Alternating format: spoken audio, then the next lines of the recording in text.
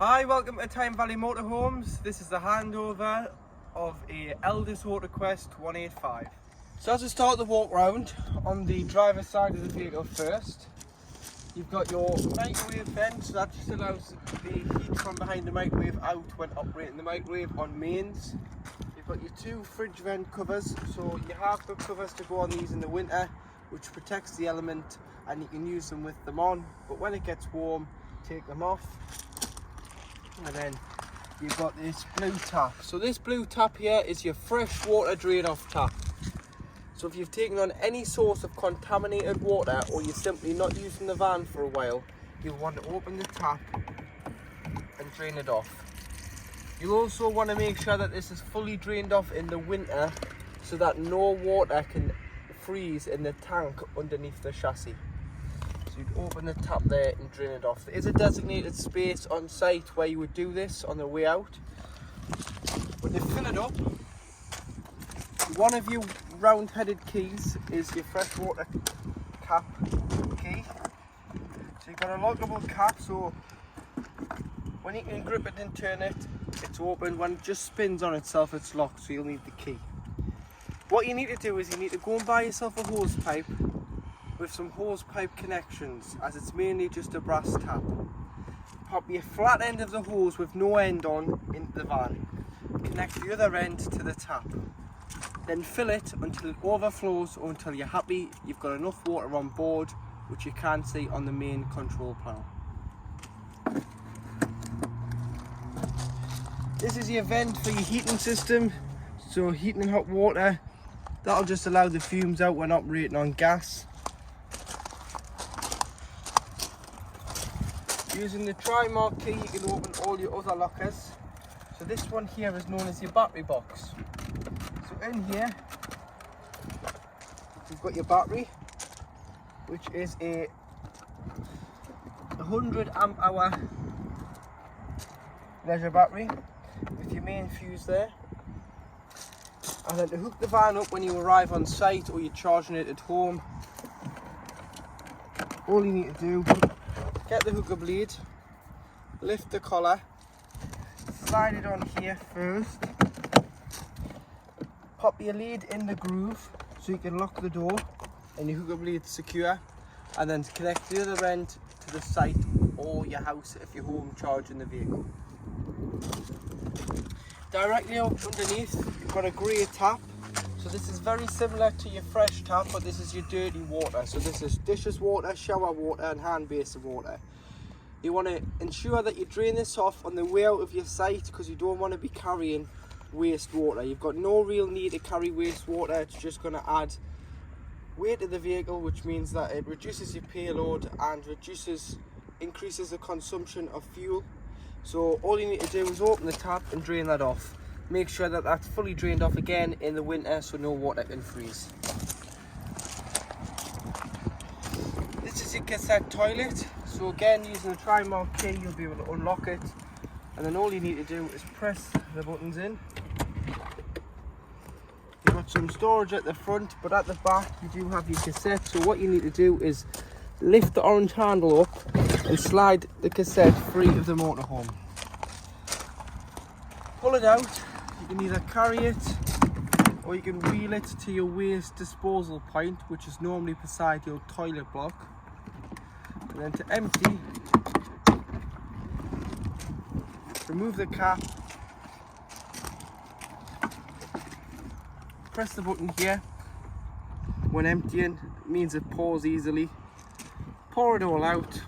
Once you've poured the content of the cassette out, there's normally a tap there, so just put the water into here, give it a final rinse and tip out again. And then you want to go in with a cap full of chemical. So this can either be the green or the blue. Pop it into here, which is 120 ml, and it's good to go back into the motorhome.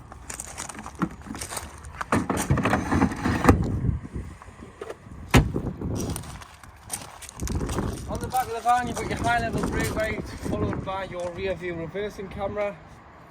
Obviously on the bottom you've got your bumper bar, which just gives it protection against the bumper, and you've got a tow bar there. And then you do have a Fiamma Pro C bike rack. So pull it down, release these, put your bike wheels on, put these through the spokes to tie the wheels onto the rail, and then pop these around your crossbars, first bike and second bike, and then put a bike lock around the bike frame and the bike, so if you do leave the vehicle unattended, your bikes are safe. And then when not using, just lift it back up and then put an arm on the other side of the rack like so, just so it keeps the rack up nice and secure when travelling. This here is your gas locker, so you can fit 2 6-kilogram bottles in. This is our test bottle at the moment, so what you want to do is you want to go and get 2 6-kilogram propane bottles, and then to connect it, this black pipe here is known as a pigtail. So to connect your pigtail from your regulator to your bottle, with it being gas, it's a left-hand thread, so it's opposite threads, left to tighten, right to loosen. Then you'll need a gas spanner or adjustable wrench, nip it up, and then you can turn your cylinder on and off. Making sure that you turn your cylinder off before you travel, and that your cylinder is always strapped in. So the straps, put it around the centre of the bottle and strap the bottle in, so that the bottle is nice and safe and secure when you're travelling. And make sure your cylinder is off, as it's far safer for you and other road users. And when you get your sight, you can turn your gas on. So that's going to be one of the, you're going to hook the van up and you're going to turn your gas on. That's going to be one of the 2 things you do first. You've got your awning. The door opens with one of the round-headed keys as well. And you do have your step switch here. So your step operates when the ignition comes on, the engine starts, it'll retract. The engine then has to be completely off before you can use the switch and take the step back out.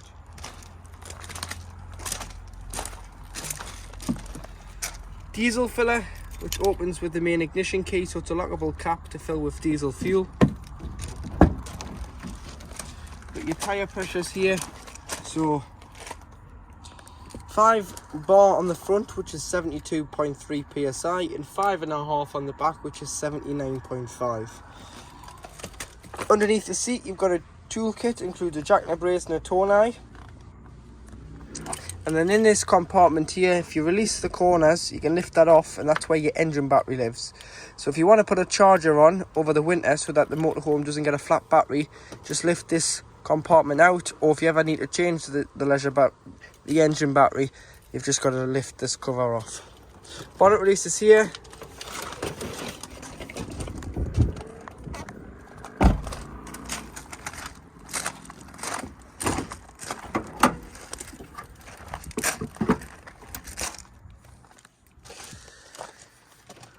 Screen wash. This cover lifts off and you can fill your power steering fluid, your coolant and your brake fluid. Oil filler and dipstick for checking your levels. There's your paint code. There's your weight plate, 3.5 ton. For the tow bar, you can tow 2 ton behind the motorhome, so can't exceed 5.5 ton front and back axle weight. And then, should you want to jump start the vehicle, you can jump start it from underneath the bonnet, but obviously the battery's underneath the cab floor. So you've got an earthen point here, and then between the air filter and the fuse box, which is here, you've got this little compartment, triangular cover. Lift that up, and that is your positive terminal for giving or receiving a jump start. So to work your control panel, so you've got the master switch here, which turns on 12 volt if you're not hooked up, or if you are hooked up, it turns on 230 mains voltage. Tank heaters, so if it's going to freeze overnight, you can turn your tank heaters on when you've got the motorhome in use. And what that'll do is it'll stop the heaters in the waste and the fresh, and it'll stop them water from freezing in them tanks. Awning is just your awning light on the outside of the motorhome. And then lights is just the master switch for your lights. Then they all are individually switched around the motorhome. You need to turn your pump on. to service the water to your taps, toilet, shower, exterior shower if you've got one fitted. Otherwise, you'll get nothing because the lines aren't primed. Here on the top, it shows you the voltage of your leisure battery. And then if you press the water button, it shows you how much water you do have in your tank. To operate your wheel heating and hot water control panel, so at the top there, you've got hot water, and underneath you've got heating. So to operate, what you need to do is you just need to click these buttons. So starting off with the hot water, you've got off. You've got frost start, which is approximately 5 degrees. That'll keep the water at above freezing. You've got 1 kilowatt, which is 750 watts of mains 230 volt. You've got 1500 watts, which is 2 kilowatts of mains electric to heat your water. So you'd use this one if you were on a site. And then if you're wild camping, you'd use this one, which is gas.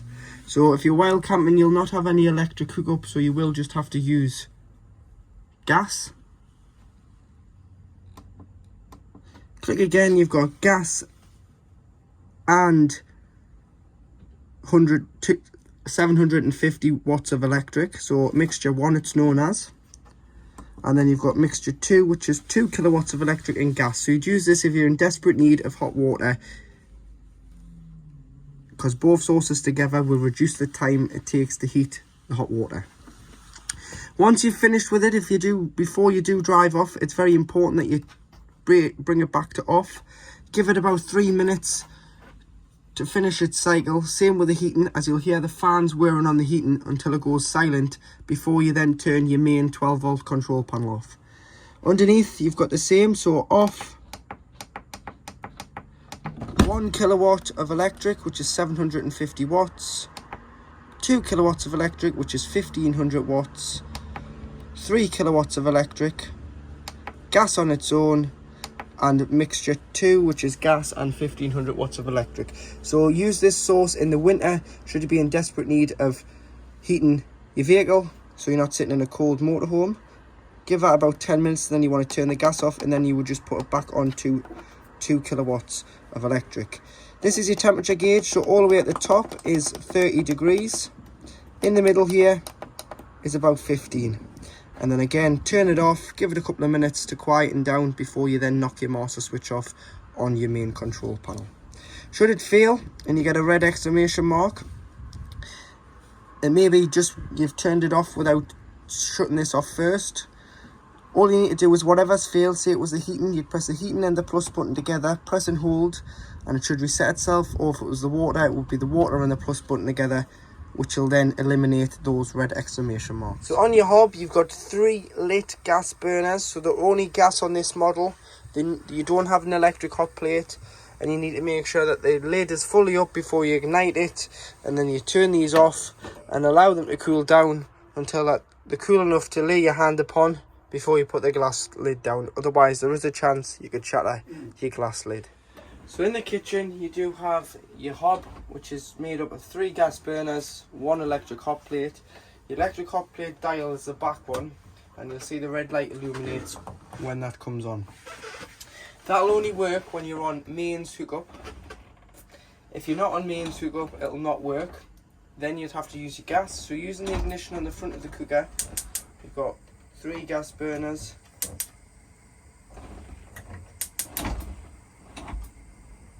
So there's 3 lit gas rings. Allow them to cool, all 4 of them, so that they're cool enough to rest your hand upon before you put your glass lid down, because otherwise if it is too hot, the glass will shatter. Underneath,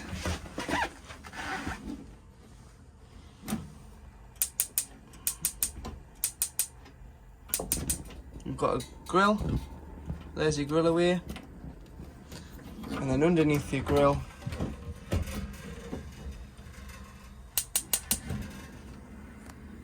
you do have your oven. You may want to wrap these up or take them out when travelling, as it can cause a little bit of vibration when on the road. And then underneath, you've got the fuse spur for your electric hot plate, so if that's causing any issue, you can just turn it off there. And then you do have some gas isolation valves, so they're in the open position there. If I was to close one, this is what the closed position would look like that. So make sure that they're open when you're using your appliances.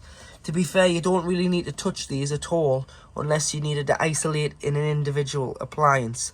But turn your bottles off to be safe if there's any problems with gas. These are mainly for when the vehicle is annually serviced on its habitation service. Cutlery drawer.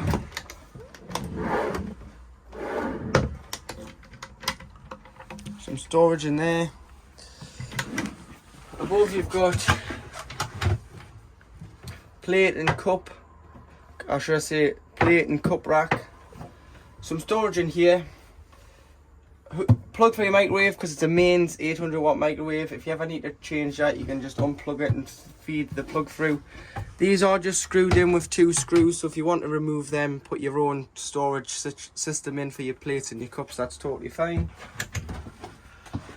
And then you press eco to wake your microwave. So when hooked up, that'll work. 800 watts, eco to wake, and then you can use your mains microwave.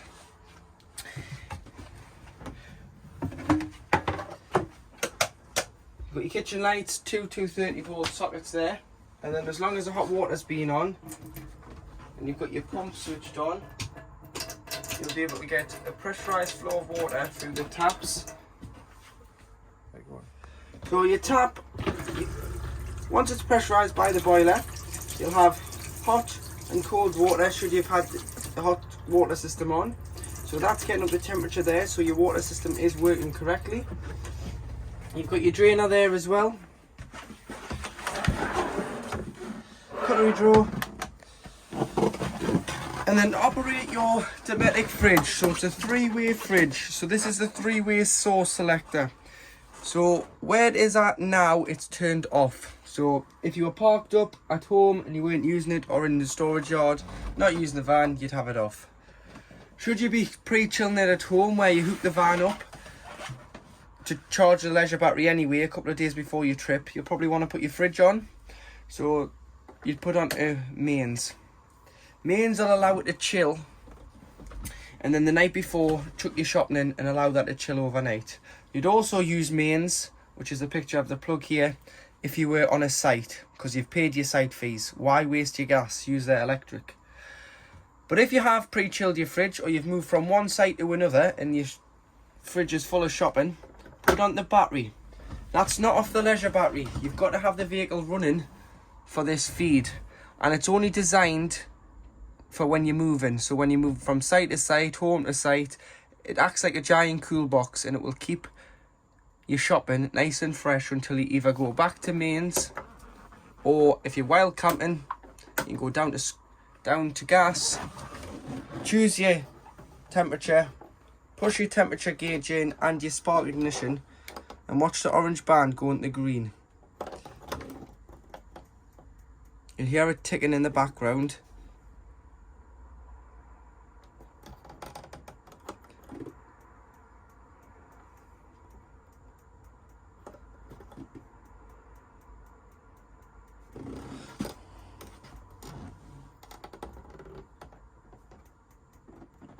It may take a few attempts if you've had the gas turned off. So now it's away. So that's now into green, so I can let go, and it's lit on gas once the orange band is into the green line. One last thing with your fridge. When you're not using it, make sure that you leave the door ajar, because if you don't, you'll get a funny smell in your motorhome because the air is trapped in your fridge. So push this catch, pull these 2 out, and then rest the door upon it, and that's loose there, so it allows air circulation in and out of your fridge. In the washroom, top right your toilet, make sure that your pump's on your main control panel, and then you'll be able to press the blue button here, which is your flush. So always flush the toilet first, to put a little bit of water in the bottom of the bowl, which keeps the seal between the top of the toilet and the top of the cassette lubricated, stops it going brittle. And then before you use the toilet, you want to open the blade. And to open the blade, there's a grey handle here. And all you need to do is slide it away from you. So to your right, slide the... Now you can use the toilet. Everything's going to go into the cassette. Then once you've finished with it, give it a good flush by again pressing that blue button. If you've bought the blue and the pink in a twin pack as the chemicals, obviously this van doesn't take the pink, but what you can do is you can dilute it with some water, spray the bowl, flush, and it'll do the same thing. So like I was saying, if you've got the pink, if you dilute it with some water in a spray bottle, spray the bowl before you flush, it'll give you a nice fragrant smell and it'll clean the bowl of the toilet as well. But then once the cassette is full and it's time to empty, you'll get a light under here telling you that the cassette is full and you need to empty it and replenish it with chemical. Your wardrobe is here, so there's your wardrobe. Sink with toiletry cabinet underneath, so you've got a shelf there.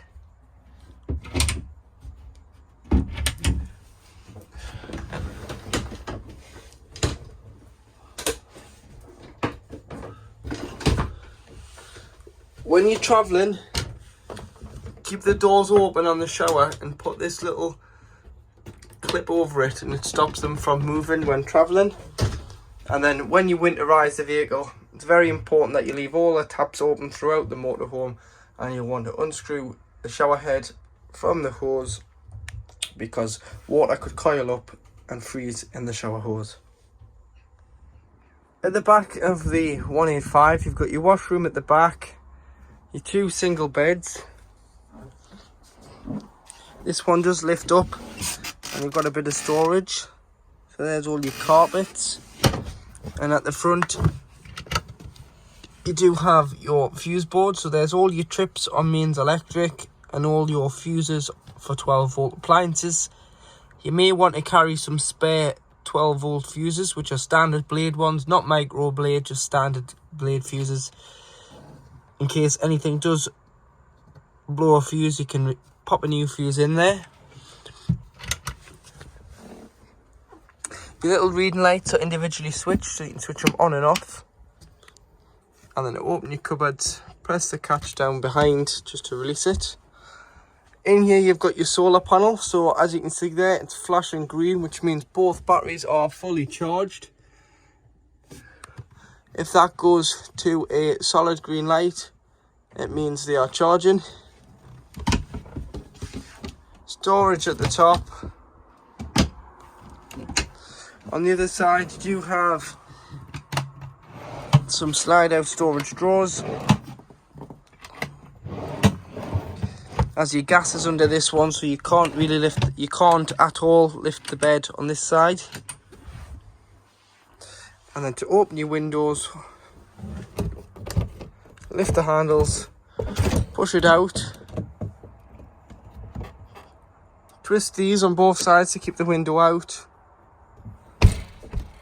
brings the window back in when to loosen them off, close the handles, and then you do have a fly screen for when the window's open and a blackout blind for on a night, followed by your curtains.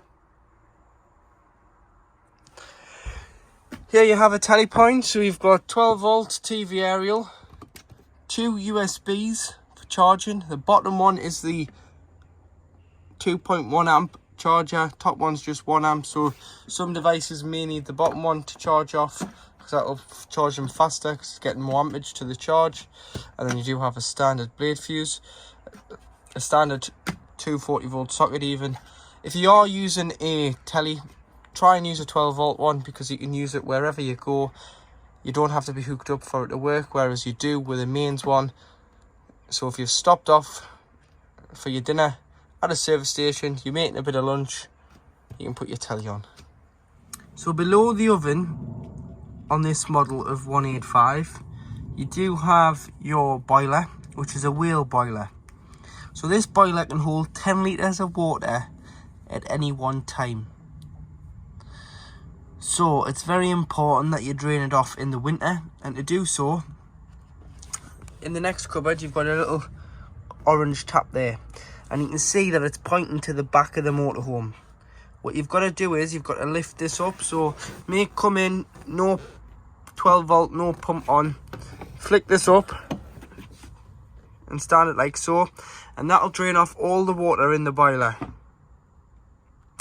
It'll drain it off directly out underneath the chassis of the vehicle. You want to leave it in the open position when you're not using the motorhome during the winter, so that no water can sit in the housing of the boiler and potentially freeze. Then what you want to do is you want to open all your taps, so your kitchen tap, your hand basin tap, remove your shower head from your shower hose and lie that in the shower tray. Open your fresh and your waste outside, and that means that no water can sit in any tanks and any pipelines in the motorhome. When you're ready to reuse it, obviously shut the tap, shut all your taps inside, shut your fresh and your waste, fill the vehicle with cold water via a hose pipe, come in, put the control panel on, put the pump on, and go to the cold side of the tap first. When you do go to the cold side of the tap, you'll get a pressurised flow of water straight away, because it's coming from the tank underneath the van via the pump straight to the tap you've got open. Once you go to the hot side, it then fills this, which is your boiler, and then once your boiler is full, it'll pressurise it through the tap. So it may take a few moments, but once you get a free flow of water from your hot side, you know your system is then primed for the season. But remember, drain it off because it's not covered under warranty, and it's your responsibility to make sure that your motorhome is drained off, otherwise you're in for a costly repair bill. To make the front lounge into a bed, all you need to do is lift and slide, meet it in the middle like so. Either put your backrests at the back, or you can put the backrests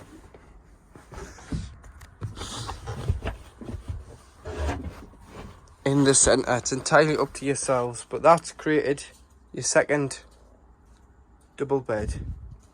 And then in neutral or any forward gear, you've got your rear view camera, as well as when you lift the collar and select reverse, you've got your rear view camera, which will show you how far you're off when backing into a space, or when you're driving forward you can see what's behind you.